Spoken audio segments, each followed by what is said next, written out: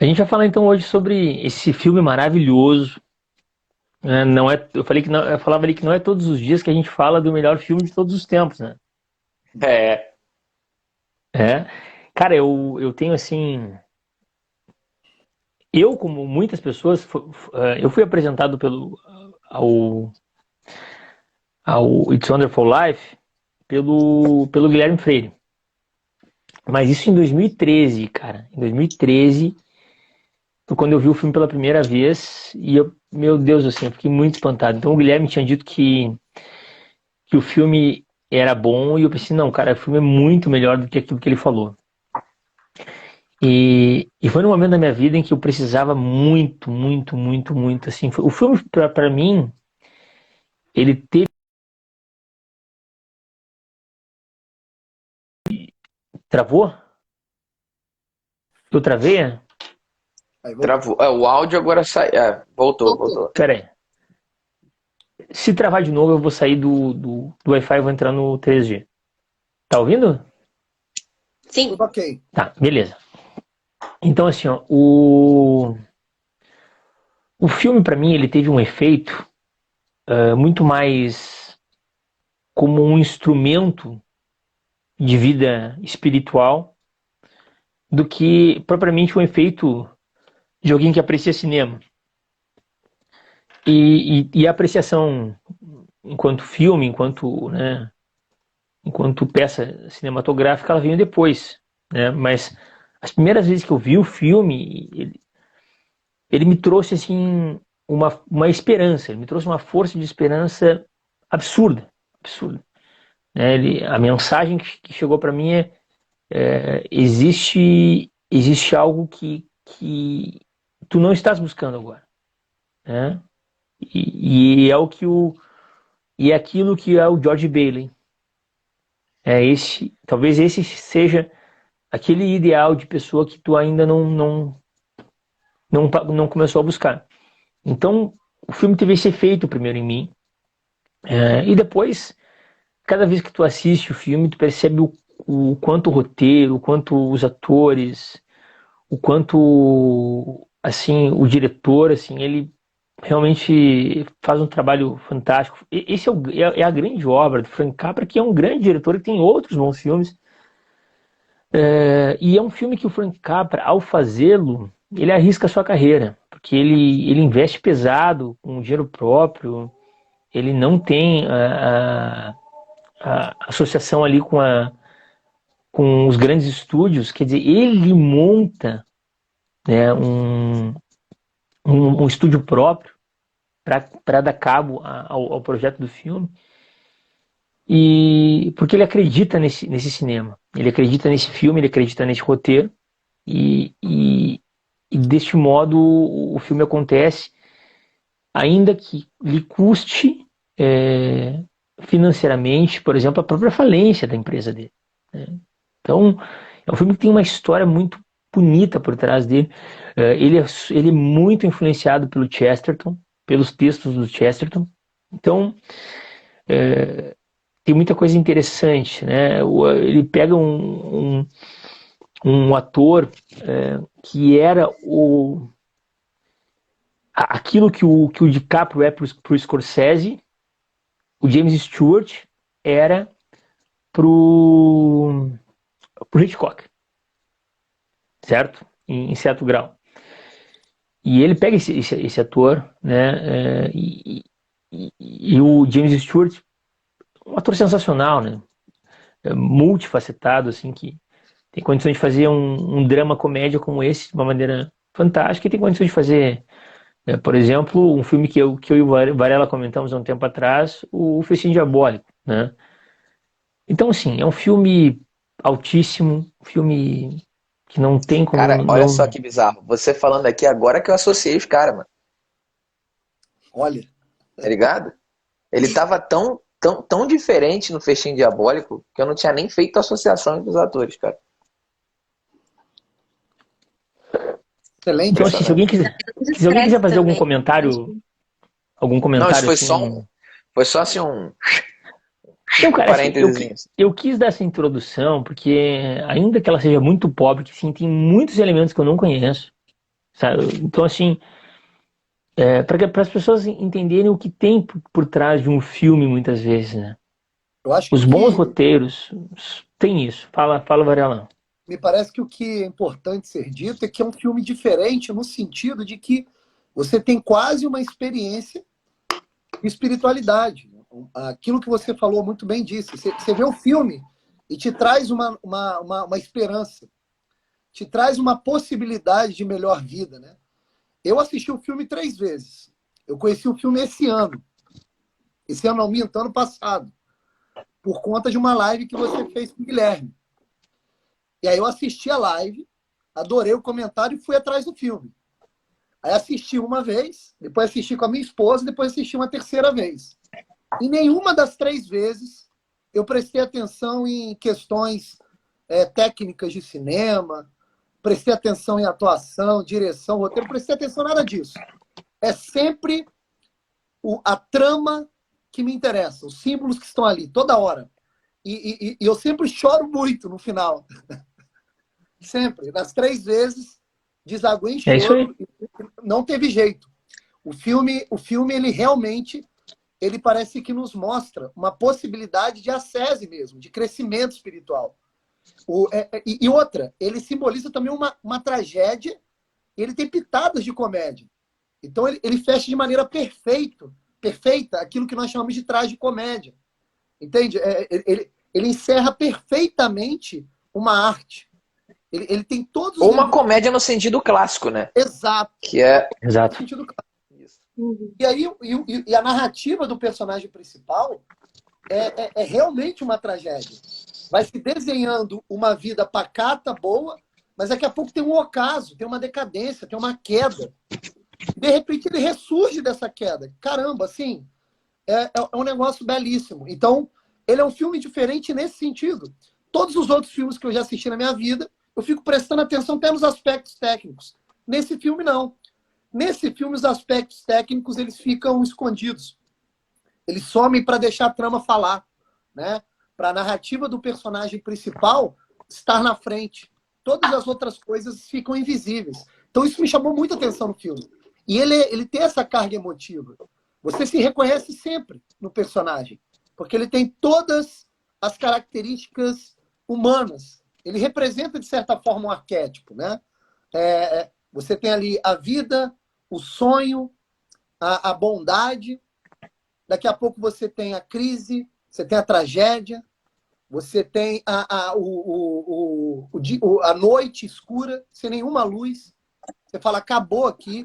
Aí daqui a pouco vem um movimento de redenção, você observa a luz novamente, você volta a viver, e você fica com um sorriso no final. Você chora com um sorriso, né?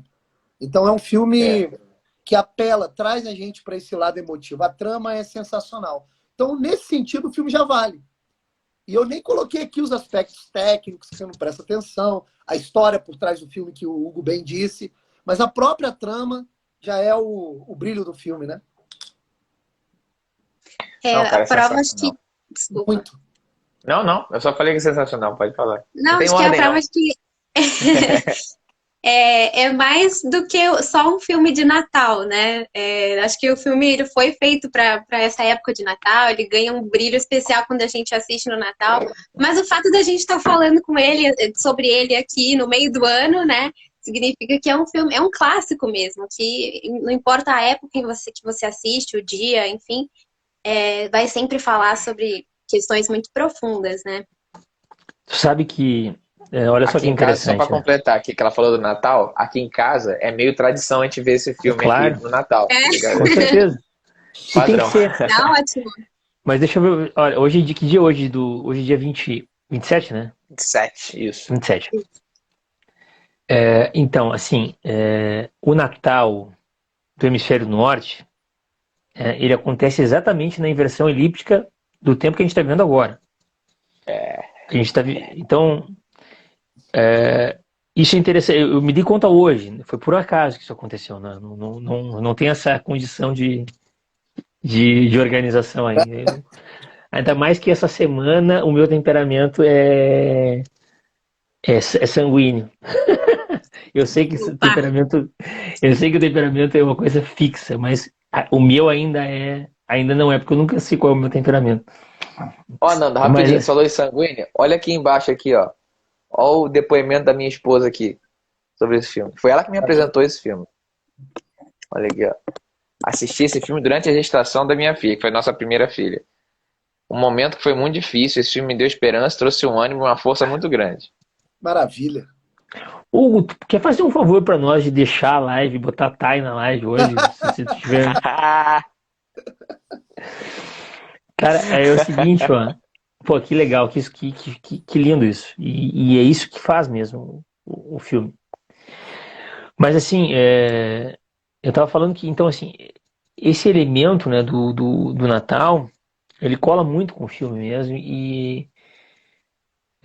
porque além de toda a força do filme enquanto atuação, enquanto roteiro, o fato de ele acontecer no Natal, ele abrilhanta a coisa de 60 anos atrás, 70 anos atrás, olha só, 70 anos atrás, isso é interessante demais. Ele traz para nós esse elemento do Natal de um modo em que, olha, coisa de 70 anos para cá se perdeu de um jeito absurdo, entende? A gente entrou num... Porque esse Natal do inverno, né, do hemisfério norte, cujo Cristo ele é o sol que irradia esse inverno, né? É a luz que rompe o clarão da noite mais fria, mais escura do ano. Ele vem e traz toda essa simbologia junto. Depois disso, nas décadas seguintes, a gente teve então esse Natal mais pop, né? Esse Natal que ficou vinculado à Coca-Cola, esses elementos, né? Que todos eles, ainda que usados, a árvore de Natal, o Papai Noel, enfim, então, eles é colado neles uma ideia pop. E só que aquilo que parecia legal, interessante, comercial, que é esse Natal popular, né, principalmente com a conotação norte-americana, já não mais com a conotação europeia, né, ele é um passo para que o Natal ele seja dissolvido, né, e todos esses símbolos, todos esses elementos já não se tenham mais, né? Então tem tudo isso, cara, que traz ainda a felicidade não se compra. Cara, tem um outro ponto que eu acho que a gente vendo esse filme hoje, né? Olhando para trás, primeiro assim, essa percepção de que esse filme foi feito em outra civilização, né? E a ideia de que a gente estaria vivendo aqui já numa civilização pós-cristã, né? Eu não acredito nisso, né? Totalmente, mas é claro que essa é a ideia que se tenta criar. Pra gente olhar para aquilo tudo e, de certa forma, parecer que aquilo foi feito por outras pessoas, para outras pessoas, e que aquilo nada mais significa. Claro que isso é uma mentira, né? Porque senão a gente não teria como falar desse filme assim, com tanta, vamos dizer, com tanta conectividade com a nossa própria narrativa, com a nossa própria história. Mas alguns elementos mostram pra gente que tem algo ali que a gente pode recuperar, que a gente deve recuperar. Por exemplo, você falou da inspiração do Chesterton, né? Quando a gente lê o Chesterton e quando a gente vê esse filme, a gente percebe uma coisa interessante. A gente hoje, isso independente do espectro político em que a pessoa se coloca, mas existe um movimento de total politização de todos os aspectos da vida, né? E para alguns, inclusive um teórico italiano, que eu esqueci o nome agora, é a própria definição de totalitarismo, né? Ou seja, a politização de todos os aspectos da vida. O Gramsci? Quando a gente vai ver esse... Não. É um cara que está criticando isso, né? Ele critica o totalitarismo e diz que a politização de todos os aspectos é a própria definição do que é o totalitarismo. E quando você vê esses caras, você fica assim, é estranho, porque não dá para você capturar ali uma pauta, porque ao mesmo tempo ele está tratando de valores profundos, de espiritualidade, de família, de redenção. Ao mesmo tempo ali você tem aquela questão de uma pessoa que tá ali buscando dinheiro a todo custo, e a presença dele meio que estraga, sabe, o ambiente e tudo mais. Ou seja, fica difícil você pegar aquilo ali e colocar aquilo dentro de uma narrativa política possível. Porque não é disso que se trata. Não é disso que se trata. E a gente voltar para isso agora é quase que um antídoto para o que a gente vive hoje. Esse elemento também eu acho que é importante. Na verdade, o Capra até foi vítima de muitos críticos por conta disso, né? Porque ele traz esses ideais mais conservadores, digamos assim, né? Mas que são universais mesmo, né? Da família, da propriedade, da pátria, do valor, né? Das coisas. Então, claro, muitos criticaram ele por conta disso, mas foi um grande trabalho, né, que ele fez e que se mantém, não é à toa que se tornou um clássico, né, por conta disso mesmo, porque fala a respeito de coisas que são comuns a todos nós, né. Esse elemento do indivíduo, né, enquanto assim, agente único, agente singular, né, é muito próprio do filme, é uma coisa belíssima, né, tanto que tem aquela frase clássica do filme que diz, deixa eu ver se eu me lembro bem, a vida de um homem toca tantas pessoas de um modo tão único que se ele não existisse, é como se houvesse um buraco no lugar dele, né? Mais ou menos por aí, a vida de um homem toca tantas pessoas de um modo tão particular que se ele não existisse é como se houvesse como se ele deixasse um vazio, um buraco. Isso é de uma profundidade muito alta, de quem já consegue perceber o ser humano muito acima do que a média das pessoas, né? E do que a boa média das pessoas aí, né? Quer dizer, o cara tá em outro passo e ele tem a máquina do cinema nas mãos dele. Então isso é heróico. Isso é heróico, porque o cinema já é a ferramenta que tem a força que tem. Na década de 40, nós já vivemos ali, né, a época de ouro do cinema hollywoodiano, por exemplo. E o Capra já é um diretor conhecido. O Capra é vencedor do Oscar, né, nesse período. Por Aconteceu Naquela Noite. É isso, né?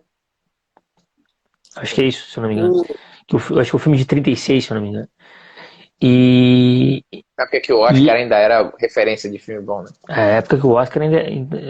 A década de 40, por exemplo, tem uma Canção de Bernadette, né, cara? Então, Canção de Bernadette. É outra então, civilização mesmo. É outra questão, cara. Então, assim, o Capra arrisca isso. E ele, assim, também influenciado por Chesterton, ele deixa transparecer muito, por exemplo, os aspectos do distributismo no filme, né? Do ser humano enquanto agente do mundo ao seu redor, ali entregando o máximo de si, né? E numa iniciativa pessoal, que não vem do Estado. Exatamente, que não vem do Estado. Entregando o máximo de si, realizando aquilo que cabe ao indivíduo realizar, e não ao Estado. Com o selo do ser humano, daquele indivíduo, entende? É isso que ele diz na frase, que um homem é capaz de tocar a vida das outras pessoas de um modo muito particular, que como se ele não que quando ele não existindo, ele deixa um vazio. É isso que o Capra quer nos dizer. Você pode tocar a vida de um modo muito autêntico, muito particular, e você não pode se eximir disso. Tem uma frase do filme que ela tá embaixo do quadro do pai do George Bailey. Alguém já prestou atenção nessa frase? Não. Ai, eu sei qual é, mas não tô lembrada agora. É uma coisa dá, né? Não é quem ganha, quem dá, uma coisa assim. Sabe que assim, ó, eu confesso a vocês que quem prestou atenção nessa frase não fui eu aqui em casa. Evidentemente que não. É a pessoa que Quem entende presta atenção filmes. em detalhe. Quem que vê se a toalha molhada tá em cima da... E a frase diz o seguinte, cara. A frase é o seguinte. É, aquilo que um homem carrega na vida, aquilo que um homem é capaz de carregar na vida é aquilo que ele doou. Maravilha. Isso é fantástico. Maravilha. Aquilo que um indivíduo é capaz de carregar na sua vida é aquilo que ele fez uma doação. É aquilo que é matéria da doação, aquilo que ele doou. Isso já resume o que quer nos trazer a felicidade não se compra. Ô Nando, Hugo, pessoal, me parece que esse filme ele deve ser colocado como um resgate da dignidade da pessoa humana. Porque quando o Hugo pega e diz assim, olha, não tem nenhum tipo de ideologia política que consegue agarrar o filme escapa sempre. Não tem nenhuma determinação que consiga agarrar o filme, determinação ideológica ou de algum prisma político. Mas por que não agarra? Porque o filme trata da dignidade da pessoa humana. O filme não fragmenta o indivíduo humano, não pega lá uma característica do homem e fica tratando ela. O filme trata o ser humano de maneira íntegra, resgatando a dignidade de pessoa, que é algo que está esquecido nos dias de hoje, né? Nos dias de hoje, o homem ele não é mais conhecido como pessoa. Ele não é reconhecido mais como pessoa. Ele está numa horizontalidade, no mesmo nível de existência dos outros seres, como os animais, por exemplo. Então, a recuperação da dignidade de pessoa se passa por esse filme. Esse filme propõe isso daí. E naquela época eu não precisava nem recuperar isso de certo modo. Mas hoje esse filme serve como antídoto. Ele serve como recuperação da dignidade da pessoa. Porque o que acontece? A gente define como pessoa, né, o indivíduo que, com a sua ação livre e da sua vontade, ele toca outro ser humano. Ele altera o ambiente ao seu redor, dando um toque de pessoalidade, né? O ser humano faz isso, o ser humano tem essa capacidade. Não é isso? Se o ser humano perder essa dignidade, ele perde aquilo que é mais forte nele, né? Então, quando a gente assiste o filme, a gente percebe todas as características de ação de um ser que tem dignidade de pessoa, né? Um ser humano, quando age, através da sua vontade, da sua inteligência, ele age em relação à realidade, ele só consegue ter eco quando ele age em relação a outra pessoa, né? O filme, ao mostrar que o personagem principal faz diferença em todo mundo lá da cidade, todo o círculo de relação que ele tem na cidade, ali está recuperando a dignidade de pessoa. Ali está dizendo o seguinte, olha, isso daqui que é ser pessoa. Porque quando a gente age e vive com outros seres humanos, é isso que nós fazemos. Nós alteramos as outras pessoas. Nós temos eco na nossa voz, né? Se você observar alguém na rua conversando com uma pedra, você chama o cara de maluco. Se você vê alguém conversando com uma planta, é loucura ainda, mas subiu um degrau. Conversando com o animal, passa. Agora, conversando com outra pessoa, você se realiza como ser humano. Você fala, opa, isso daí é da natureza humana. É conversar com o outro, é agir em relação ao outro, né? É amar o outro, é ter relação de amizade com o outro, é ser caridoso com o outro, né? Você começa a perceber que ser humano é muito diferente de agir apenas no plano material, de agir apenas no plano sensitivo, como os outros seres geralmente agem. Então, o filme, ele deveria ser passado, na boa, nas escolas, cara. Aquilo deveria ser mostrado para todo mundo. Aquilo é recuperar a dignidade da pessoa. É mostrar, ser humano é isso daí. Com todos os fracassos, os tropeços. Isso que é ter ação de pessoa.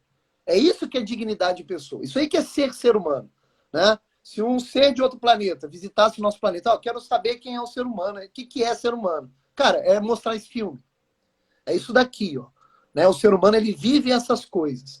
Ele tem lá uma dimensão material, econômica, ele produz, ele tem uma dimensão amorosa, ele tem uma dimensão familiar, ele tem uma dimensão de amizade, ele tem uma dimensão espiritual. Olha que interessante. Ele consegue se comunicar com uma outra pessoa divina, e essa outra pessoa divina, por sua infinita graça, manda ajuda para esse ser humano. Olha como é que essa relação é interessante. Então o filme ele consegue tratar o ser humano de forma íntegra. Tá tudo ali. Tudo ali. É óbvio que se você chegar com uma ideologia, com uma determinação para tentar avaliar o filme, você não vai pegar o filme. Você vai pegar um aspecto ou outro. Mas vai escapar. Porque o filme está tratando o ser humano na sua dimensão integral. Tudo que é humano está ali no filme. Tudo que é humano está no filme. Né? Então, nesse sentido, sim, o filme ele tem que ser visto sempre. Ele é realmente um antídoto para o nosso tempo. Né? Perfeito. Cara, esse negócio... Esse filme realmente ele tem uma antropologia completa. Completa. Ele é uma aula de antropologia, não tem nenhum aspecto que escapa ali. E isso é interessante, assim, 2 aspectos que eu queria comentar. Que acontece? Naquele período, hoje isso, vamos dizer, em termos científicos, se enfraqueceu, mas foi substituído por outras coisas até piores. Mas naquele período era o auge do reconhecimento público da psicanálise. Uhum. Então, uma visão de homem que reduzia o ser humano a 2 únicos princípios, que era a busca do prazer e o princípio de destruição e agressividade. Que a sociedade aparece como um elemento que oprime a realização do desejo, que é a única coisa assim, que importa, né? Ou seja, e qualquer tipo de perspectiva de alteridade, de doação, de amor genuíno, passa longe. Tudo aquilo é ao máximo uma sublimação de desejos reprimidos que, por questão de adequação à sociedade, eu preciso transformar eles em alguma coisa, vamos dizer, que pode ser jogado no trade social ali. E esse filme, naquele momento, ele aparece mostrando, olha, gente, não tem nada disso. Não tem nada disso. Esse aspecto responde a isso aqui, sabe, no ser humano. Uma dimensão do ser humano que é facilmente superada. Uhum. Que durante a própria infância, a própria vida da infância, ela já é capaz de te demonstrar que não é só isso. Ou seja, a própria relação entre os pais e os filhos já demonstra que a vida não é só isso. Ou seja, não tem nenhum princípio psicanalítico, behaviorista, ou qualquer porcaria do tipo, que explica por que uma mãe acorda de madrugada para acalmar um filho. Não tem. Então, esse filme vem trazer aquilo que... Não é que ele traz... Isso aqui é impressionante. Não é que ele traz algo novo. Ele vem relembrar uma coisa que foi esquecida. Isso é fundamental, isso é importante demais. E o outro aspecto que tem a ver com essa questão da data, né, que a Lígia trouxe com relação ao Natal, né, o Nando complementou com relação à polarização hemisférica, tem uma outra data que tem tudo a ver com esse filme e que foi ontem. Muito bom. Esse filme tem tudo a ver com a santificação do cotidiano. Sim, sim. Com a santificação do trabalho. Eu ia falar disso mesmo. É isso mesmo. Então aproveita o gancho e fala. Não posso continuar. Não, mas é isso mesmo, né? Porque eu tava pensando que exatamente a santificação do cotidiano é ver na vida comum a graça, né? Realmente a graça de Deus e poder se santificar com as pequenas coisas. E São José Maria, né? Que no dia dele ontem, ele no primeiro ponto de caminho, ele fala muito, a gente pode, né, fazer uma junção aí desse pensamento com a vida do personagem, do George, né? Quando ele fala que a tua vida não seja uma vida estéril, né? Ser útil, deixar rastro, né? E é exatamente isso, né? Perfeito. Poxa, fantástico. Vai lá. Segue. Quem quer falar? Não é regra. Eu queria falar é que sobre essa questão da caridade, né, do indivíduo, dessa ação do indivíduo que muda a vida das outras pessoas, está muito naquela cena em que tá tudo muito ruim, que ele tá prestes a se matar ali, se jogar da ponte, né, e aí o Clarence, o anjo da guarda, ele pula ali na asa, e mesmo com tudo indo muito ruim, assim, muito mal, ele tá querendo se matar, só pensando nele, na vida dele, ele vai lá e pula na água para também salvar o anjo, né, que ele não sabia que era um anjo. Mas ele dá esse passo, né, esse ato de caridade no fim, né, apesar das coisas estarem indo muito ruim. Então, isso tá dentro dele, né, faz parte dele. Ele é assim mesmo quando ele não quer ser assim, né. Que é um detalhe maravilhoso, né? Que não é que o anjo chega, o anjo vem para ajudar, mas ele não faz o movimento em direção George, né? Tipo assim, não, cara, eu vim te salvar. Tipo, não, eu vou despertar uma coisa que tá aí e você não tá entendendo ainda. Você vai me salvar, cara. É isso que você faz. Exatamente. Então, assim, já que vocês falaram desse ponto, eu acho que é interessante a gente fazer então um pouco uma. Aquilo que a gente faz, traz um pouco da cronologia do filme. E o filme começa com essa cena. O filme começa com uma oração, né? Quer dizer, o filme começa com Várias emoções. um sino tocando, um sino de Natal tocando. É Natal, é meia-noite. E uma série de orações para que o George Bailey ele se salve, para que ele seja uma pessoa que é uma pessoa muito querida. Então, para que ele retome o prumo. Ele estava vivendo um dia muito difícil, dias difíceis, e ele estava carregando literalmente o peso de toda aquela população de Bedford Falls nas costas. Quer dizer, ele estava carregando, ele era, naquele instante, a pessoa mais importante da cidade. Não é que ele ocupava o cargo mais importante. Isso também é muito interessante, né? Ele é a pessoa mais importante de Bedford Falls pelo fato de que a vida dele é eixo para tantas outras vidas. Né?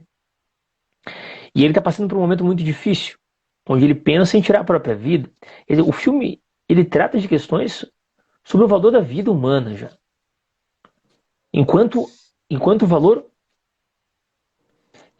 ainda biológico, vivo ou morto.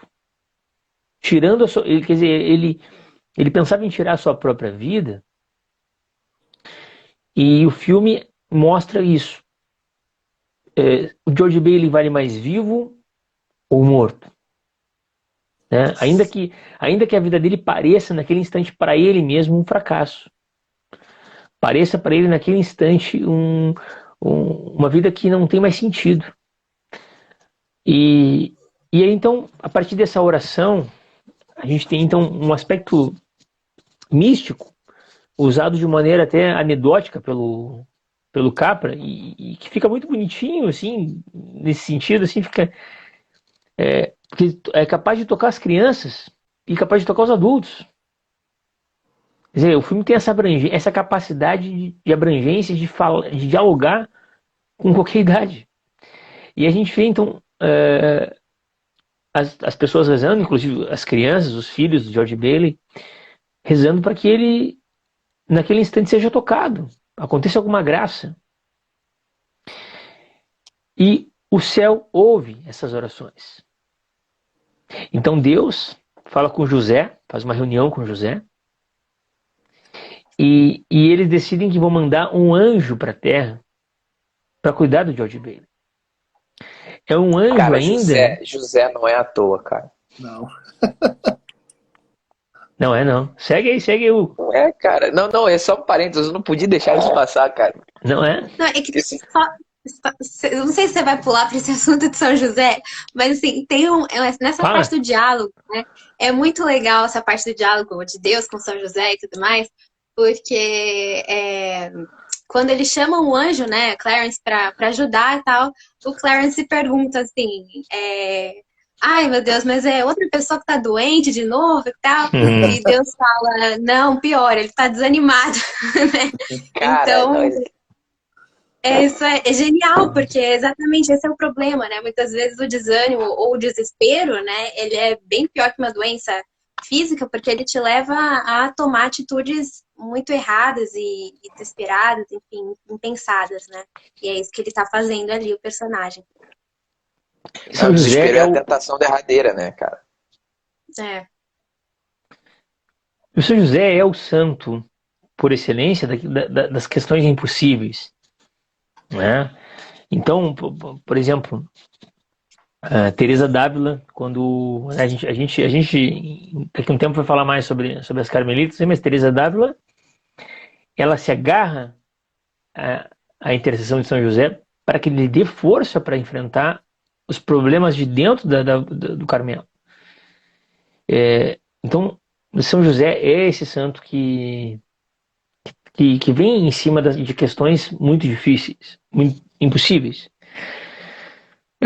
Porque ele precisou compreender de maneira perfeita aquilo que era o mistério da encarnação do próprio Deus. Então, que é algo mais impossível que isso. Nesse instante, queridos, então ele tem o diálogo de José com Deus e tal, eles decidem que o Clarence, que é um anjo, e é muito peculiar o Clarence, porque ele ainda é um anjo que não tem asas, ou seja, ele está numa escala inferior ainda. Quer dizer, ainda precisa de alguns trabalhos melhores, talvez a partir desse trabalho ele ganhe asas. Então ele tá super interessado no projeto, ele quer resolver o problema do George Bailey também. E ele vai até a Terra e é mostrado para ele então um pouco de quem é George Bailey. E aí toca num ponto que eu queria trazer para depois a gente seguir um pouco mais a cronologia da história, que é sobre a providência, né? Há pouco tempo atrás eu li Os Noivos do Manzoni e eu acho que é um livro que casa muito bem com a história do A Felicidade Não Se Compra, principalmente sobre o aspecto da providência. Se vocês vão lembrar, quando criança, o George Bailey, ele tem o ouvido inflamado e tal, fica surdo de um ouvido porque foi salvar o seu irmão que caiu num buraco, né? Num lago congelado, né? Um lago congelado ali e tal, quer dizer que tira aquela camada superficial que tá congelada, cai numa água muito, muito fria, ele morreria, né? De hipotermia ali. Então, ele criança salva o irmão, só que isso custa-lhe o ouvido fica inflamado, infeccionado e ele fica surdo. Por este motivo, ele não serve ao exército. Por este motivo. E por este motivo de não servir ao exército, ele permanece em Bedford Falls. Quer dizer, muitas vezes nós temos uma necessidade, né? Nós ficamos ansiosos diante de acontecimentos de consequência imediata. Quer dizer, a gente quer que a coisa se resolva logo e o filme nos dá essa capacidade de nós pensarmos como a providência pensa. De que a vida é um todo. E muitas vezes um ponto que se abre aqui, talvez ele se feche só no último dia de vida. E isso é muito difícil de nós aceitarmos, principalmente quando nós estamos hoje, né, mergulhados numa sociedade imediatista, controladora, onde a gente sequer tolera que alguém dê uma opinião sobre nós, quanto mais a gente esperar a graça, a providência acontecer, né? E então tem essa já no início, quando eles mostram para o Clarence, para o anjo, começam a contar quem é George Bailey, mostram a sua infância, tal. A gente cria uma empatia com esse anjo, porque a gente sabe que ele é um anjo que também está, enquanto protagonista, ele precisa conseguir realizar aquela tarefa para conseguir as suas asas e se tornar um anjo completo. Isso facilmente nos atrai no filme. Uma habilidade do cinematográfica de roteiro fantástica. Ele conversa contigo de uma maneira muito simples. Quer dizer, a gente às vezes não precisa fazer um drama tão complexo, tão profundo.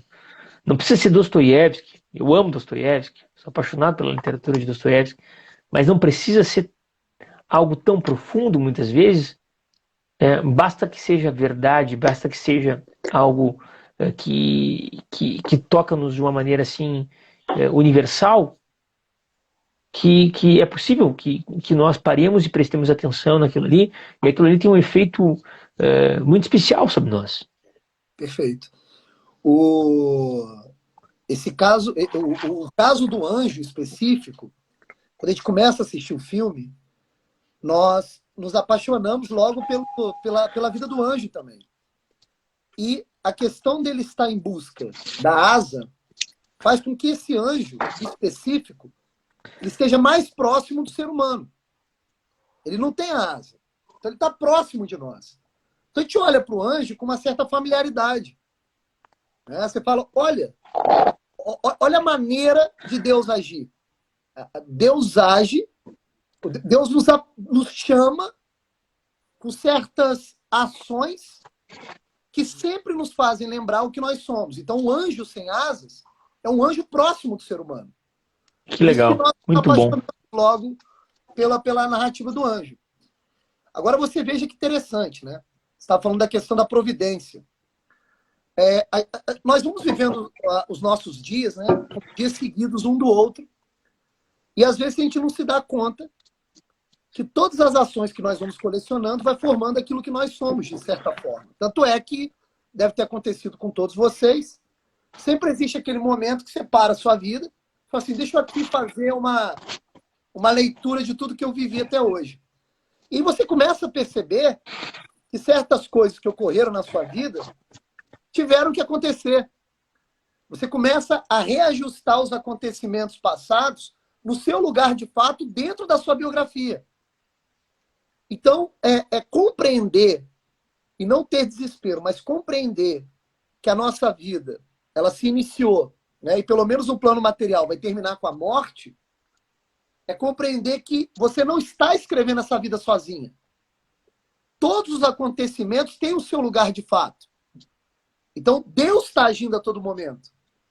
Então, perceber a ação da providência na própria vida é, de certa forma, compreender a própria biografia. É compreender a própria linha de vida, é compreender a própria vida. O filme é interessante porque o filme se inicia com a narrativa de vida do personagem principal sendo contada para o anjo. É necessário que o anjo também se apodere da biografia do personagem, para ele saber como agir, para ele saber como se relacionar, para ele compreender o ser humano de forma íntegra, aquele indivíduo que quer ser auxiliado, né? Então, essa questão da ação da providência, sempre através de coisas que nos aproximam daquilo que é digno de ser humano, aquilo que é digno de pessoa, é muito interessante. Eu tenho certeza que o personagem principal... Só deixa eu abrir um parênteses para ti aqui, ó. Eu vou te devolver. Mostra que nem mesmo um anjo, cara, nem mesmo um anjo fica... Até mesmo um anjo precisa conhecer a vida de uma pessoa para que possa ajudar. Perfeito. É isso aí. Né? E o interessante... Até mesmo um anjo precisa disso. O interessante é que no final do filme, quando tem a redenção, né, enfim, o personagem ressurge, eu tenho certeza absoluta que todos os episódios da vida do personagem vem naquela hora na cabeça dele. Ele fala assim, caramba, me reconheci de novo, meu momento de redenção. Posso respirar, posso viver como ser humano novamente. Tudo que ele fez até então retorna naquele exato momento na memória. Só que agora no seu lugar de fato. Agora ele compreende. Ah, tá. Eu pulei no gelo para salvar meu irmão.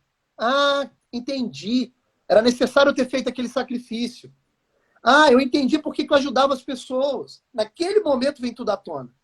Ah, eu entendi o porquê que eu estava pensando em tirar minha própria vida. Eu estou entendendo o que é a família. Caramba, eu estou observando... Ou seja, tudo vem à tona e tudo toma o seu lugar, de fato, na própria biografia. Então, existem esses momentos, né? Esses estalos que a gente olha para trás e a gente tenta observar a nossa vida por esse plano. Então, na verdade, entender a ação da providência na nossa vida é meio que tentar olhar para a própria vida com o olhar de Deus, olhar de cima, olhar a narrativa de modo completo, né? Compreender por que nós vivemos certas coisas, por que nós sofremos, por que nós nos sacrificamos, o que nós estamos buscando, né? Então o filme deixa isso muito claro. O filme bate muito nessa tecla da biografia. O filme bate toda hora nessa tecla. Olha, a vida ela não é feita de momentos separados. Todos os momentos se reúnem numa coisa só. A vida é uma síntese integrada de momentos, né? Então o filme toda hora bate nessa tecla. Isso eu acho muito interessante. Então você tem dois olhares no filme a todo momento. O olhar do próprio personagem, tentando entender o que está acontecendo, e o olhar da própria providência, o olhar do próprio Deus. que já enxerga a narrativa de vida do personagem de forma íntegra. Então, aquilo traz para nós, vendo o filme, uma sensação de esperança. Fala, caramba, eu passo por muitas dificuldades. Essas dificuldades estão em qual posição na minha vida? Caramba, olha, há a possibilidade de redenção. Olha como Deus olha para mim. Olha como, se eu me comportar cada vez mais como pessoa, Deus me abriga como filho, cuida de mim. Né? Entende? Isso é interessante.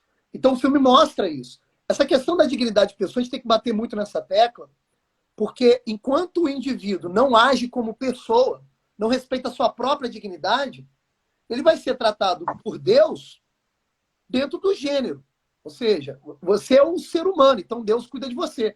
Mas para ser tratado como filho, para ter essa proximidade de Deus, é necessário que você se coloque na dignidade de pessoa. É necessário que você se comporte como pessoa. É necessário que você se comporte como ser humano. Para que Deus olhe para você como pessoa e te abrigue como filho. Né? E o filme toda hora bate nessa tecla.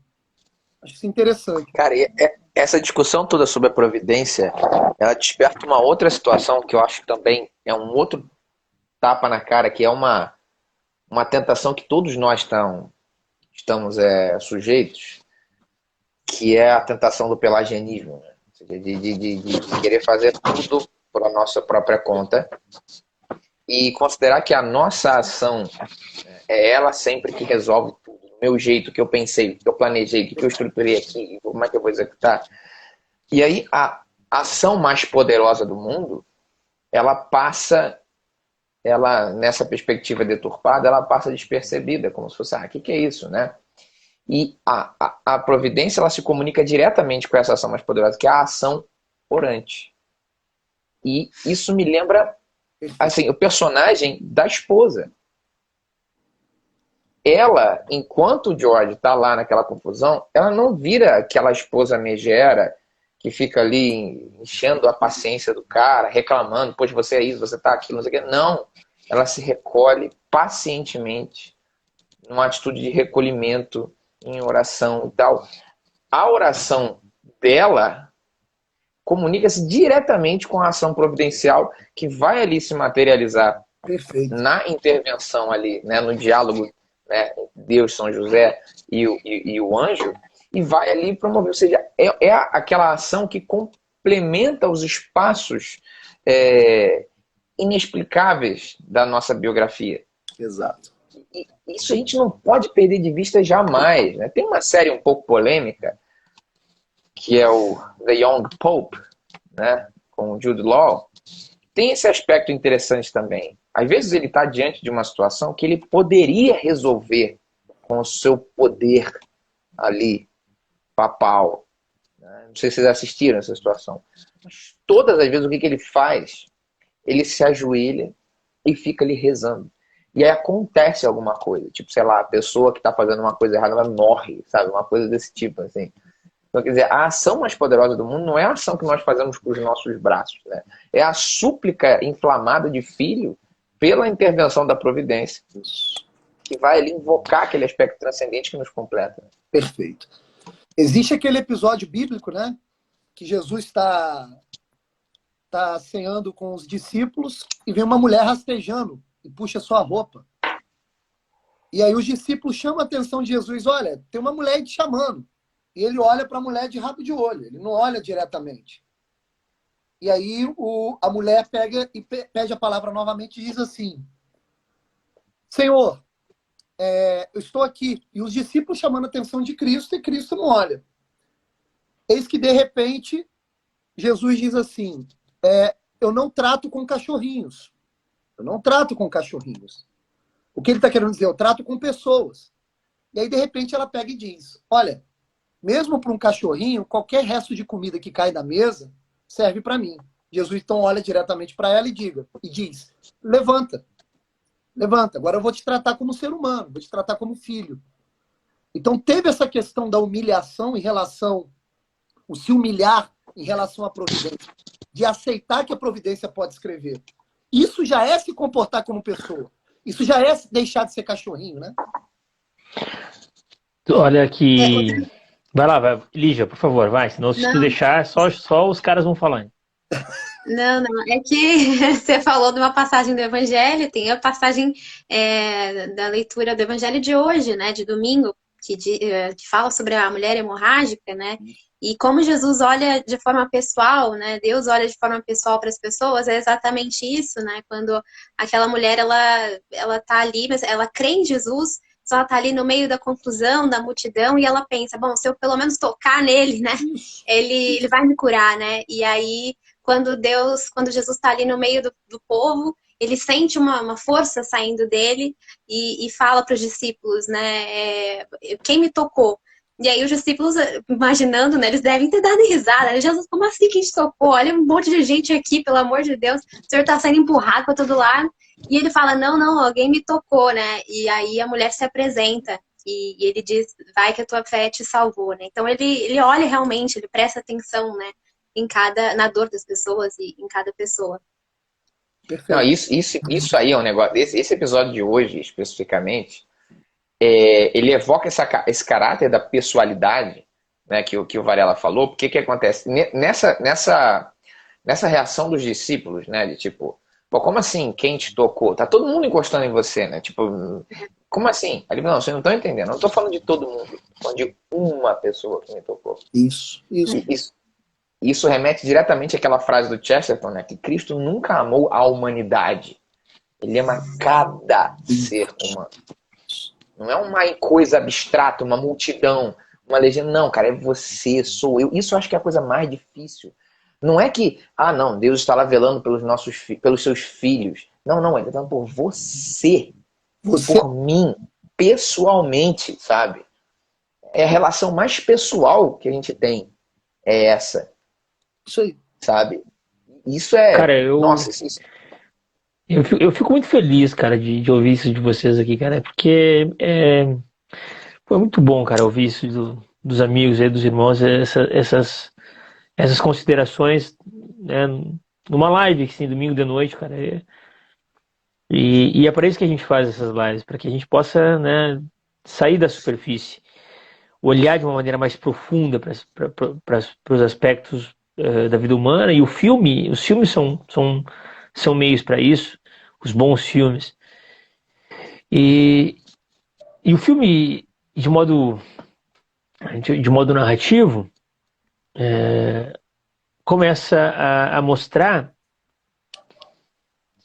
que o George Bailey, por mais que ele tenha os seus planos e os seus projetos, que ainda são coisas evasivas, ele não sabe exatamente o que ele quer. Ele quer sair de Bedford Falls. Não é verdade? Quer viajar ao mundo. Ele quer viajar ao mundo. Ele quer fazer faculdade.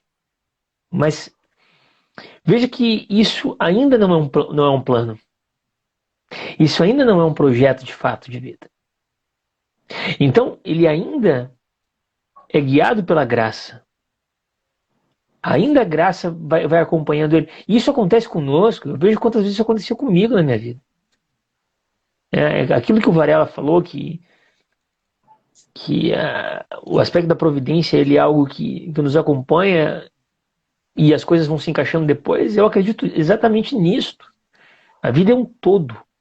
A vida não é um... Claro, a vida não é um instante, né? Mas Santa Teresinha diz que a vida é um instante, mas não é nesse sentido. Ela diz que a vida é um instante porque a vida é rápida, tá? Mas a vida é um todo. Não é? Os acontecimentos eles não são absolutamente desligados uns dos outros. Né? E o filme nos mostra exatamente isto. Isto é de uma profundidade, uma beleza altíssima. O filme tem um símbolo interessante, né? O Hugo tocou na Mary Hertz. O nome dela é muito simbólico. Mary Hertz. E Hertz cara, é tem escotilha, Maria e tem cara. José no filme, cara. Hertz é escotilha. É uma janela. É uma janela do interior para o exterior. Maravilha. O George Bailey, ele não enxerga dessa maneira sozinho. O George Bailey não tem um projeto. A Mary Hertz tem. Boa. Quando ele toca... Tá claro exatamente, está tudo muito claro. E tem pessoas que são assim. E tem pessoas que estão nesse momento na vida. Tem pessoas que não estão. E isso é de uma beleza altíssima. Ela não é melhor que ele nesse sentido. Claro, ela é melhor que ele neste aspecto, né? Porém, ela enxerga e ele não. Isso fica muito evidente quando ela faz um pedido, olhando para aquela casa uma casa velha, que os dois ali estão. Logo depois que ela volta para Bedford Falls, tem uma festa de formatura lá, e ele se encontra com ela lá, né? E ali eles trocam aquele olhar, aquele olhar dela tomando um cafezinho, né? É muito bonito aquilo. Ela só vê o George Bailey ali. O coração dela já tá direcionado, cara. O coração Ela dela. sempre gostou dele, né? Ela Desde sempre criança. gostou dele. Ela sempre gostou dele. O coração dela já está assim preparado para isso. E aí eles saem do baile e vão caminhando e encontram uma casa velha, uma casa abandonada. E ali eles trocam umas palavras e em determinado momento ela tira uma pedra da janela, do vidro da casa. E ali eles fazem um pedido, como se aquilo fosse um ritual de um pedido, né? E imediatamente o George Bailey fala qual é o pedido dele para ela. Que ele quer sair de Bedford Falls. Mas ela não diz qual é o dela. Boa. E aquilo ali não é só um não dizer, mas é porque ela já tem tudo pronto dentro do coração dela. Então, essa simbologia da Mary Hatch é uma simbologia muito profunda, porque ela é essa escotilha do exterior para o interior, para o George Bailey. Ela já tem tudo pronto no seu coração, então ela não precisa dizer. Ele é evasivo, ele tem a força, ele tem a intensidade, né, de alguém que quer realizar algo na sua vida e deixar uma marca. Mas se não existisse a Mary Hatch, ele não conseguiria. E essas coisas, elas se casam de uma forma tão genuína, tão perfeita, tão sincrônica, que ali não existe qualquer assim, dificuldade de entender o papel masculino e o feminino.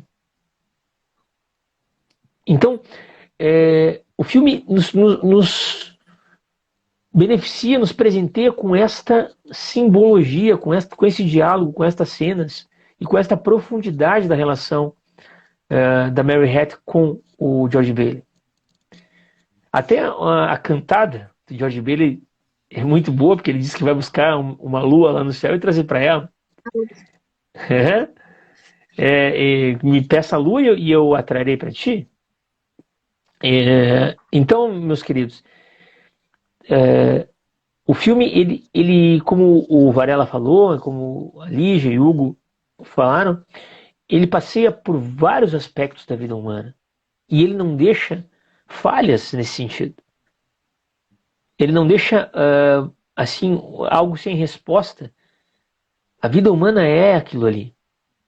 Aquilo ali é a realidade latente, é a realidade que nos toca.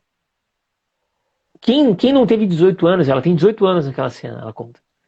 Quem não teve 18 anos, evidentemente que hoje em dia a gente com 18 anos não consegue ter um diálogo daqueles, né? A gente não consegue. Mas o espírito que nos move de felicidade é aquele. Nós queremos ancorar o nosso coração em algo, em um projeto de vida que faça sentido. A Mary Hatch tem esse projeto, já pronto. O George Bailey ainda não tem. Mas ela precisa da força do George Bailey, ela precisa da capacidade de entrega dele. Tem alguns momentos em que ela fica preocupada, ela titubeia. Por exemplo, quando eles vão sair de Bedford Falls para fazer a lua de mel deles, e ele precisa voltar para cuidar dos problemas que ali aconteciam. Ele precisa dizer, não, a gente vai ter que cancelar essa nossa viagem e eu vou ter que ficar aqui. Ela não tem essa capacidade de compreender isso. Mas ele sabe que existe no coração dele, na alma dele, um desejo de profundidade, de entrega que precisa daquele modo de oferta de si mesmo. Né? Mas ela é essa sinalização interior para ele. Ela acalma o coração dele. Ela diz, as coisas estão bem. Né? Se preocupe com as coisas que tu tens que se preocupar enquanto missão na tua vida. Eu cuido do interior da nossa vida. Eu cuido das coisas que estão ao meu redor, ao meu alcance. Isso é altíssimo, cara. É muito bonito. É interessante essa parte da lua de mel mesmo, porque não acontece, né? Eles não vão viajar e tudo, mas aí depois quando ele volta ali da empresa, né? Depois daquele dia turbulento e tudo mais, ela tá ali na casa, né? E ela fez um jantar especial para ele e tudo mais. Então, assim, ela tá lá dentro, ela é paciente, ela cuida de tudo, né? E mesmo no momento mais de maior crise ali, quando ele surta, ele tá prestes a tomar aquela decisão terrível de se matar e tudo mais, você vê que ela tá ali cuidando da casa, né? Mesmo a casa velha, caindo aos pedaços, ela tá sempre ali presente, né? Cuidando e edificando aquela casa mesmo, né? Sabe por quê, Lígia? Porque para Mary Hatch, a casa não é o prédio, não é aquela casa ali. A casa são eles. Exatamente. Então, o que basta para ela é que ele esteja ali. Para ela tá tudo bem. Ela está completamente apaixonada por ele naquela cena. Porque ela está com ele. E pronto. Não existe uma casa ali. Ela vê o fundamento das coisas. Entende? Isso é muito profundo. Muito. Fala mais aí, Lígia, senão daqui a pouco vão acusar a gente de mansplaining e Não, imagina, eu não vou fazer isso não. Fica tranquilo. Podem continuar aí. Não, é sério, esse negócio que você falou. Ela é uma figura realmente muito importante, né? Ela tá sempre do lado dele. Acho que essa paciência dela, né? De não ser aquela mulher chata, de quando tudo vai mal, a mulher ainda fica reclamando no ouvido, né, do cara ali e tal. Ela não é assim, né? Ela é realmente uma mulher de virtudes, né? Que tá ali na riqueza e na pobreza, né? Realmente. Quando tudo vai mal e quando as coisas começam a melhorar, né? Quando ele ressurge, né? Realmente. Ela é o oposto da esposa do Will Smith no A Procura da Felicidade, né? Ah. Sim, que vai embora, que abandona tudo, né? Exato. Tem um filme que eu vi ontem que é Vida Selvagem. Vocês já ouviram falar desse filme? Não. Tem na Amazon. Assistam, ela é o oposto da mulher desse filme. Interessante também. Cara, isso é muito bom. Não, fala. Não, é que você estava falando da questão da providência, né? E tem outro filme que é muito, só um parênteses, né? Que é muito legal que vocês estavam falando na live passada, que é a Árvore da Vida, do Malick, né? Que também trata disso de uma forma muito, muito profunda, né? Ela é o mesmo personagem da Árvore da Vida. Ela é o mesmo personagem. Ela simboliza a graça. Né?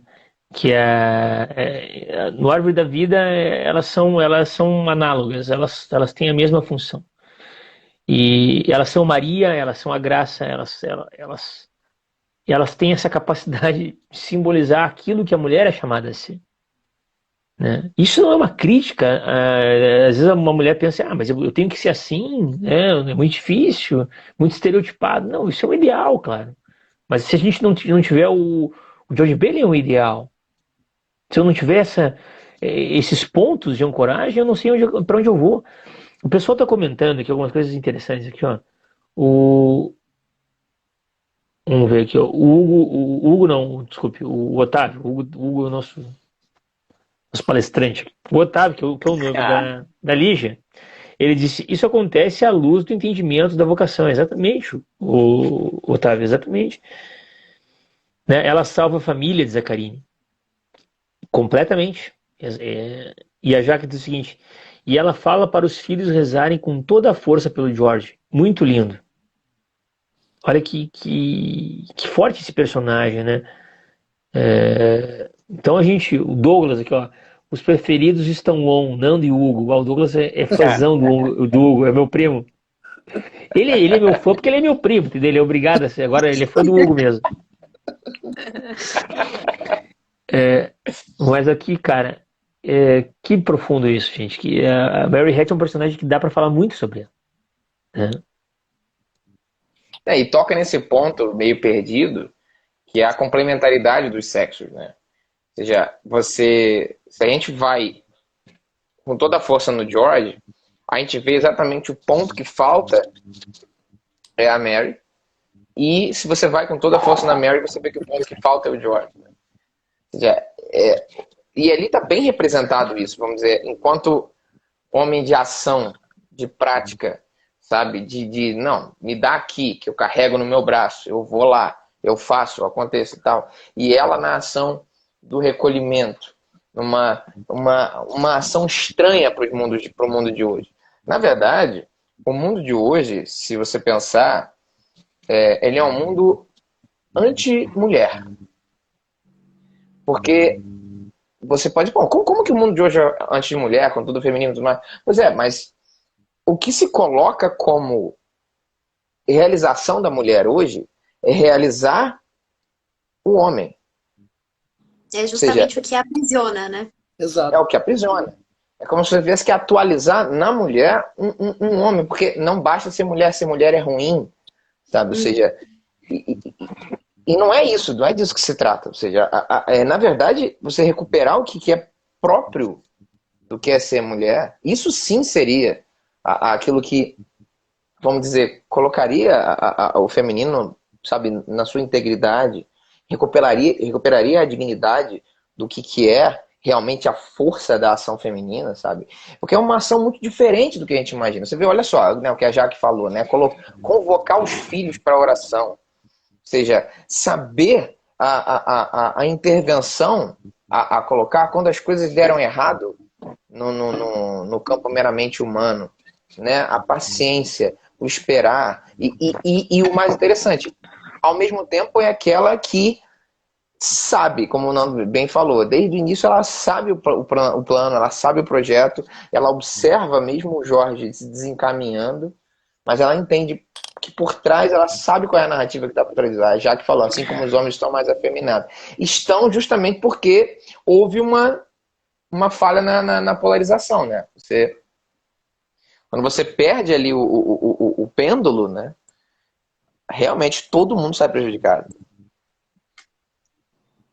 Essa própria questão do relativizar tudo, né? Isso eu acho que está no centro de toda essa questão, porque se a vida não tem mais valor, se, sei lá, o gênero não tem mais valor, nada importa, então não faz muita diferença, né? Se eu for homem, se eu for mulher, se eu agir como homem ou como mulher, então as pessoas estão muito confusas, né? Hoje em dia. Sim. Exatamente. Sem contar que no filme também deixa clara a questão do movimento do amor, né? Do entregar para o outro, né? O movimento de abertura. Ela é muito corajosa, né? Ela também, a personagem da Mary também nos mostra que o ato de amar é um ato de coragem. Né? Ela tem esperança de que é ele. Ela sabe que é ele e ela tem esperança de que tudo vai se acertar. Então ela se movimenta para fora. Ela se entrega. É bem interessante. Ela recolhe, né? Espera pacientemente, mas ela se entrega na mão dele. Fala, eu tô com você. É você. Né? Esse movimento também é bem interessante. O pessoal comenta aqui, ó, já que ainda comentou, que fase que vivemos, estamos numa época que não queremos ser heróis, queremos e admiramos ser vítimas, né? E a Ana diz o seguinte, que ela mantém a harmonia do lar. A gente poderia falar horas da Mary Hatkin, e a live poderia ser sobre isso. Mas assim, esse símbolo dela, do nome, quer dizer, os grandes autores, eles escolhem um nome, né? Uma vez eu vi o Gurgel falar de um curso que tava... E aí o cara escreveu uma história lá, ele perguntou por que o nome do personagem é esse? Porque eu gosto desse nome. Já começou errado, não vai dar certo. Até tu não sabe escrever, querido. O nome dos personagens são muito importantes, né? Então, a Mary Hatch é a escotilha, e escotilha do barco que é o Bailey. Um barco e o barco é um grande símbolo de deriva, né? Tu não sabe, o barco ele tá na imensidão da força do mar. E aonde é que está o controle da coisa? É na escotilha. Onde é que está o interior? Onde é que está o humano da coisa? É na escotilha. Para fora ali, tu tem que ser o barco com toda a capacidade deles de simular, de emular um animal marinho, né? Para poder sobreviver. Isso é o que está pelo externo do barco. O interno é onde está o alimento, onde está o descanso, onde está aquilo que humaniza o marinheiro. E a Mary Hatch é isso. Ela é a escotilha do barco. Então, só o nome já nos ajuda a gente a perceber que existe muita profundidade nisso. E por falar em nome, apesar do título do filme em português não ter nada a ver com mais uma vez. Né, mais uma vez, né? Apesar disso, há algo de acertado nessa escolha. A felicidade não se compra. Porque se tem uma coisa que hoje está muito mal compreendida, é a ideia do que é felicidade, o que é ser feliz. O que é ser feliz? Ser feliz é realizar coisas, ser feliz é viajar ao mundo, é curtir, ter uma série de prazeres sensíveis. Tal. Muitas coisas. É ter muitas coisas. Ter, né? É isso. Sejam coisas, sejam experiências, né? Seja acumular para si e tal. O que é ser feliz? As pessoas perderam a noção do que é ser feliz. Inclusive, eu estou até numa fase muito interessante numa das sessões de terapia, né? numa paciente, que é justamente nós estamos discutindo a natureza da felicidade. Porque, de certa forma, ela perdeu um pouco a visão do que é isso. E esse filme, ele te entrega isso, assim, de mão beijada. A felicidade não está, de maneira nenhuma, vamos dizer, nessa realização de coisas, nesse acúmulo de bens, sejam bens materialmente mais propriamente dizendo, sejam bens experienciais. Ela não está aí. Isso tudo nos escapa, isso passa pelos nossos dedos. Ou seja, onde que está a felicidade no filme é em alguma coisa que sequer pode ser nomeado propriamente dito. Ou seja, você vê, ó, é isso aqui. Ó. Você vai perguntar para alguém que é felicidade, olha, assiste esse filme aqui. Boa. Olha, sabe, o desenho da coisa toda. Sabe, olha como eles encontram essa felicidade. E está justamente num certo esquecer-se de si mesmo. E se entregar, e se doar. Tem um filme de comédia que é realmente muito engraçado, né? Que é o Toque Toque. É um filme de comédia espanhol que é sobre pessoas que têm transtorno obsessivo compulsivo e vão fazer um tratamento com um médico que a princípio ninguém sabe quem é, que é um cara muito doido e tal. E assistam esse filme. Eu não posso falar algum detalhe, porque senão vai dar um spoiler aqui que acaba alguma coisa. Mas tem lá cada um com o seu toque, assim, os mais diferentes do mundo. Tem um que tem síndrome de Tourette, que não é toque, mas tá, assim, dialoga com o espectro e tal. E quando se chega lá à conclusão, assim, eles conseguem resolver mais ou menos os problemas dele, né? Não é que eles se curam do toque, né? É quando eles percebem justamente que quando um tenta ajudar o outro a resolver o toque do outro, eles acalmam aquela ansiedade gerada pelo seu próprio toque. É isso, cara. É fantástico. Na felicidade não se compra, é praticamente isso. A Mary sempre diz, não, você está querendo viajar o mundo, não está lá fora. Você está aí inquieto, procurando a felicidade, não está lá, está aqui, ó. Está aqui dentro. Olha aí, está aqui. Aí no final do filme isso se apresenta. É interessante o lance da casa, né? E a casa ela foi melhorada. A casa ali tem uma simbologia muito importante, né? Ela é o nosso íntimo, de fato, né? Ela foi sendo melhorada na medida em que o filme vai se passando, né? E tem a questão também da escada, do corrimão que sempre cai, né? E aquilo ali mostra o espírito inquieto do personagem principal, né? E a Mary sempre está dizendo, calma, calma. Esse calma é um recolhimento, é para mostrar para ele que a felicidade já está dentro, já está próxima. Que se ele acalmar o espírito, a felicidade vem. A satisfação acontece. A esfera do corrimão que cai ali, ela representa também o problema do cotidiano, né? Existem problemas cotidianos e a gente está imerso neles. E aí volta aquilo que vocês falaram aí de São José Maria Escrivá, é nesse cotidiano que nós temos um corrimão que está estragado e nós vivemos naquela casa que nós temos que ser santos, né? É ali que nós temos que conquistar a nossa vida com aquelas imperfeições, né? Não deu tempo de consertar aquilo ali, porque aquilo ali não é uma coisa maior. E no meio da correria, perde essa percepção. Mas aquilo não deixa de atrapalhar. É isso aí. E não deixando de atrapalhar, nos deixa assim, na ladeira da vida mesmo. A vida é assim, cara. A vida tem aspectos... Cai, ele também é o espinho na carne. E aquilo que não vai ser consertado. Isso aí. Vai ter que estar sempre... Bota no lugar, cai. Bota no lugar, cai. Vai sempre estar acontecendo isso. O negócio é muito começa com um problema muito pequeno, né? Ele tá sempre vendo que aquele problema tá ali, aquilo incomoda ele de alguma forma, mas parece que quanto mais as coisas vão acontecendo e vai dando tudo errado, aquilo vai se tornando uma coisa que irrita ele tão profundamente, assim, que chega um ponto que ele estoura mesmo, porque ele tira a esfera ali do corrimão, né? E aquilo se torna o estopim para ele. Né? Muito bom. Exatamente. E aí, meus queridos, vamos para uma questão, um aspecto até central do filme, que é o seguinte.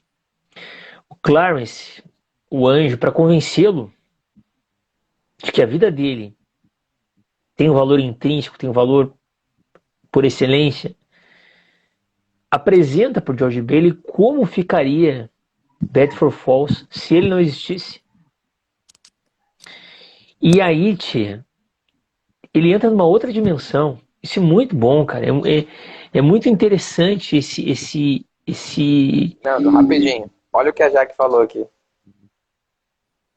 No retorno, ele dá um beijo naquela esfera. É verdade. Porque ele ama a realidade. Naquele momento, ele passa a amar a realidade. Uhum. Boa, Jaque. Não tinha lembrado disso. Não, a Jaque manja. Ela sabe, assim, sabe escolher até o marido, já que é boa. Ah, pronto. Mas aqui a Jaque tem essa capacidade mesmo de ver coisas assim, bem assim, detalhes muito bons. E, de fato, quando ele beija a esfera, é porque ele passou a beijar, a amar aquela realidade. Né? Então... Ó, o Otávio se manifestando aí. Ela é verdade, Otávio. Sabe que é verdade. Aqui, ó, o seguinte, então, ele passa a ver a realidade de uma maneira que é um inverso daquilo que de fato é o real, é como se ele entrasse num mundo inverso, né? Inclusive é um mundo mais sombrio, as pessoas são mais tristes, né? Tem todos esses elementos, essa conotação que o diretor coloca, que inclusive que é um recurso usado em várias obras, né? O mundo contrário, o mundo inverso, o mundo do avesso, né? Desde essa série agora recente que teve Stranger Things, das crianças dos anos 80. Ali. Pô, aquela série é massa. Ali. Esse aspecto dos anos 80 é muito legal. E então, desde o Stranger Things até outras, o Zelda do videogame tem essa simbólica. Então mostra para ele como seria. E seria muito ruim. Muito ruim, porque a vida dele tocou a vida daquelas pessoas de uma maneira única, que só o George Bailey faria. E se ele não existisse, a vida das pessoas seria pior. Esteticamente, vira um filme no ar. Nessa hora. Exatamente, cara. Exatamente. E não, só para eu terminar minha frase aqui, isso faz a gente refletir. Será que se nós fôssemos sacados assim, Será que as pessoas se ressentiriam deste modo na nossa ausência? Nós precisaríamos dessa reflexão, porque é assim que nós devemos nos ausentar da vida das pessoas. E não para que as pessoas nos amem, mas porque para que nós façamos a diferença, de fato no mundo. E o pior de tudo é que no filme, se ele não existisse, a cidade seria mesmo tomada pelo Sr. Potter lá, né? Que é o vilão ali. Então a gente vê que a cidade se transforma numa cidade cheia de vícios e, né, onde os vícios reinam, né? E há cassinos e prostíbulos para todo lado e tudo mais. E tudo isso porque era a empresa, né, da família Bailey, do George, que mantinha aquela cidade daquele jeito, né, daquela maneira, sem ser tomada, né, pela ganância do Sr. Potter. Né? Sim. Não, e essa coisa assim, de... Se a gente pensar na nossa vida, chega a ser uma coisa assim... Será que tem algum aspecto desse que tá me escapando, sabe? Assim... Em que grau eu tô inserido na minha vida a ponto de que simplesmente por estar vivendo do jeito que eu tenho que viver, cumprindo as coisas que eu tenho que cumprir, eu estar, pelo menos, mesmo que eu não esteja melhorando tudo, pelo menos eu esteja talvez aqui evitando algum mal que eu desconheço que possa existir, do mesmo jeito ali que o George tá. É que aquilo só fica claro pro George quando ele, vamos dizer, faz abstração da sua própria existência ali por uma intervenção angélica. Mas se ele não visse aquilo, vamos dizer, aquilo não estaria né, no campo de visão dele. E isso pode ser uma coisa conosco também, que a gente não sabe. E às vezes a gente pode estar muito angustiado porque a gente não está conseguindo realizar A ou D ou não sei o quê. E a gente já está fazendo esse papel sabe, de impedir um mal. Não vou nem entrar no campo de melhorar alguma coisa e trazer um bem, mas impedir um mal, né? A gente pode ser aqui... A pergunta é o que você está fazendo com a sua vida? Essa é a pergunta. Isso aí. Essa é a pergunta de um conto de Natal, no qual também se baseia o filme, do Charles Dickens. Sim. O que você está fazendo com a sua vida? O que você fez com a sua vida? Se hoje a sua vida fosse levada, qual é a herança que você deixou? Ou ainda, né, Nando? O que você está chamando de felicidade? Né? O que você está procurando? Como é que você está escrevendo a sua vida? Isso é importante. O filme é completo.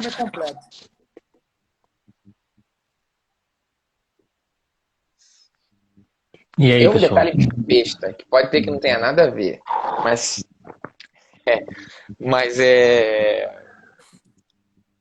falou do Porter, né? E Porter é uma cerveja escura, né? Ou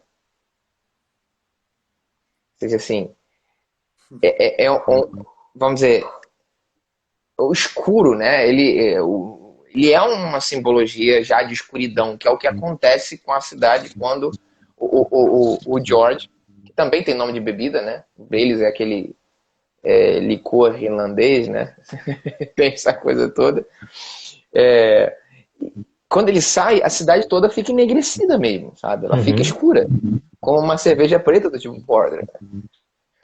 Pode ser um detalhe, mas como o Nando trouxe o negócio do nome, eu já fico viajando aqui. Não, mas pode ter sim, cara. Pode ter sim. Né? A gente não sabe mas se existe essa relação, pode ter sim. Cara, então, no fim das contas, quando ele tem essa condição de ver Bedford Falls, a cidade que não é mais, não tem nem mais o nome de Bedford Falls, né? Essa cidade do avesso, pelo fato de o George Bailey, não é o George Bailey ter morrido, é o George Bailey nunca ter existido. Veja que isso é diferente. Olha só, quem sabe de filme falou alguma coisa. De Volta para o Futuro faz uma homenagem a essa cena do retorno do George. O mundo dominado pelo Biff. Tá isso. Cara, se ele tá dizendo que é porque é. O Jeff. Obrigado, Jeff. Obrigado. Não, essa é bonito, quer dizer, no final das contas, essas histórias, a história dos clássicos tem vários túneis que se interligam entre eles, porque o clássico é aquilo que permanece no homem, né? Então não é muita invenção, é isso mesmo. E eu falava então, o George B. ele percebendo o quanto seria prejudicada a cidade, a existência daqueles que ele ama, se ele não tivesse existido, isso convoca ele, e ele, por já ter um coração inclinado à bondade, à verdade, à beleza e à realidade das coisas, ele facilmente percebe que tirar a vida dele não é a saída. E aí, desse modo, então ele passa a amar mais ainda a realidade aquela, né? De sofrimento que ele vivia. E aquele sofrimento já não é mais um sofrimento. Ele é apenas a realidade. A realidade precisa ser amada, né? Nós precisamos amar a realidade de um modo que já não importa mais como ela se apresenta para nós, né? Nós temos que amá-la porque nós estamos inseridos nela e por graça divina nós existimos e existimos nesta condição que seja, mas existimos aqui agora. Então nós temos que amar, entregar, nos oferecer completamente. E veja que aquilo não era tão ruim como ele imaginou que fosse. E aí, quando nós amamos a realidade, quando nós realmente nos oferecemos, colocamos o nosso coração à disposição das coisas, nos derramamos nesta vida, o componente da providência e da graça não nos faltam. Não nos faltam. E não faltou por George, né? Que é o homem mais rico de Bedford Falls. E sempre foi, só que não sabia. Agora, é interessante, né, um ponto que infelizmente não vai dar tempo da gente tocar muito, que é a questão da caridade. No mundo invertido, as pessoas deixaram de ser caridosas. E no mundo real, por influência do personagem principal, as pessoas são caridosas. As pessoas ajudam. Tanto é que o final do filme é isso. As pessoas voltando para ele. Olha aqui, nós podemos te ajudar, nós queremos te ajudar. Então, lá no mundo abstraído, né, no mundo invertido, as pessoas perderam essa noção. O anjo chegava nos estabelecimentos, nos lugares, no mundo invertido, e as pessoas o tratavam mal. As pessoas não eram caridosas, não eram receptivas, não eram abertas. Então, também tem essa questão da caridade. O George é um farol, ele ilumina onde ele está. Isso. Ele eleva as pessoas. A Violet, que era uma personagem que desde o princípio fica muito claro o quanto ela é superficial, o quanto ela tem uma inclinação às coisas mais superficiais, mais materiais e a própria carne, ela se eleva.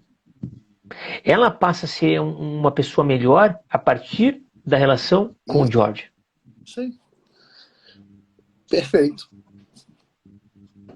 Não, só mais uma consideração sobre nomes. E tem tudo a ver com algumas características que você deu do George, né? Ou seja, o George vamos dizer, esse cara que é para fora, né? Esse cara da ação externa, ou seja, que tá, enquanto a Mary é a escotilha, né? Ou seja, ela tem a ver com uma interioridade que se abre, né? Cara, eu pesquisei rapidinho aqui, cara. Sabe o que significa Bailey? Não. Bailey é o pátio externo de um castelo. Ah, maravilha. Olha só. Cara, eu fiquei chocado pela notícia que eu falei. Não, zero surpresa, né? Porra, cara. Que legal. Gente, eu acho que pelo tempo aí a gente estourou, mas se alguém quiser fazer mais uma consideração aí, fique à vontade. Tá? Não, o Otávio, vulgo meu noivo, ele até colocou aqui no comentário o necrológio, né? Que é um exercício que, meu Deus, né? É um exercício que resume muito bem essa questão do filme para nós, né? Nós podemos também ver a nossa vida de certa forma, com esse exercício de longe, né? Um panorama, assim, da nossa vida e o que a gente vai ter feito ali no fim, né? O que a gente vai ter deixado para as pessoas. Então, acho que é um exercício bem bacana de se fazer, né? Explique aí para quem nunca ouviu esse termo, explica o que é. Acho interessante explicar. Sim, acho que ficou bastante conhecido por causa do professor Olavo, né, de Carvalho. É um exercício que ele pede para que a gente faça já no início do curso dele, do COF, né, para que você escreva mesmo a sua história, como se você estivesse ali no fim da sua vida, acho que se você já tivesse morrido, né, e o que você fez, né? Quais foram os seus objetivos que você tinha, que você conseguiu realizar, o que você gostaria de ter feito, o que você conquistou na sua vida, e a partir dali você vai ter uma perspectiva, né, do que você está construindo na sua vida hoje, né? E o que tem sentido real e o que não tem. Boa. Ele inverte a pergunta do quem que eu quero ser quando crescer e vira quem eu gostaria de ter sido quando morrer. Boa. Isso, exato. Exatamente. Você fica diante do seu eu, assim, ideal, né? Tipo assim, a partir daquele momento... Daí, né? E a partir daí você vê quais são as suas prioridades mesmo na vida, né? Tipo, o que é importante para mim e o que eu tô fazendo. Se aquilo que eu tô fazendo tem valor eterno, né? De eternidade mesmo. Ou se não, se são só sonhos abstratos, né? Como o George tinha ali no começo do filme. Ah, eu quero viajar, eu quero explorar o mundo, quero fazer 1000 coisas, mas não tinha nada concreto, né? Sim. Muito bom, pessoal. Assim, eu realmente fiquei muito feliz aí em fazer essa live com vocês. A gente conseguiu, de certo modo, entrar em aspectos que são universais, né, do filme e que nos tocam de uma maneira assim muito profunda. Não é só um filme, né? Alguns dizem que é o melhor filme de todos os tempos, né? E eu acredito mesmo nisso. Porque ele não foi feito para ser somente um filme, né? Ele custou muita coisa para o diretor, custou muita coisa para muita gente, e ele foi sendo construído justamente por este motivo, para que a gente possa, para que nós possamos ser tocados, né? Tem outros filmes que custaram, por exemplo, eu vou fazer um paralelo aqui com A Paixão de Cristo, né? Do Mel Gibson. Não é só um filme, né? Custou a carreira, por exemplo, né, do ator que faz o Cristo. Custou a carreira do Caviezel. Custou a carreira do Mel Gibson, de certo modo, também. Né? Então, esses filmes, eles deixam marcas para além, né, das telas, para além do aspecto cinematográfico. Meus queridos, muito obrigado mais uma vez ao Varela, ao Hugo. Muito bem-vinda, Lígia, né? Sempre que puderes e quiseres participar conosco das lives aí, é convidada. Se quiser indicar filme aí também, a gente nunca sabe qual é o filme que a gente vai fazer, né? Te mando uma lista. Então tem alguma coisa legal aí, tem muita coisa legal assim pra gente conversar. Não dá pra ver todos os filmes que existem, né, Hugo? Porque a vida é curta e a gente precisa... Cara, isso dói, né? Eleger algumas coisas. Infelizmente. Mas obrigada, eu agradeço aí por ter me convidado, né, Nando, e por todo mundo aí que... Foi ótimo. Fez parte. Obrigado a minha mãe e a minha sogra que permaneceram em toda a live. Obrigado, meu noivo, que permaneceu aqui. Isso, obrigado, Otávio, obrigado mesmo. A Karine, que tá aí no final, tá? O pessoal que... Eu vou falar o nome de quem tá aí, cara, que é legal, ó. Então, o Jeff, obrigado. A Vitória, a esposa do Varela, né? O Thiago, a minha sogra Maria Elisa, o Otávio, a Karine, a Jaque. A Jaque tá ligado agora a live dela, mas ela tá atendendo o Gui que chorou, então eu já sei disso. O padre, o Wesley, que tá sempre conosco, a Michelle, a Fernanda, a Ana, a Luciana, Samira, Rodrigo, Gil, Alessandra, Salem, Tony, obrigado a todos que de certo modo também participaram de algum momento e não ficaram até o final. E sigamos aí nesse trabalho. Tem uma sugestão do Jeff agora aqui, ó. Qual que é? Pra gente assistir Do Mundo Nada Se Leva do Carro. E também com o James Stewart. Sim, sim. Vamos fazer sim. Vamos fazer.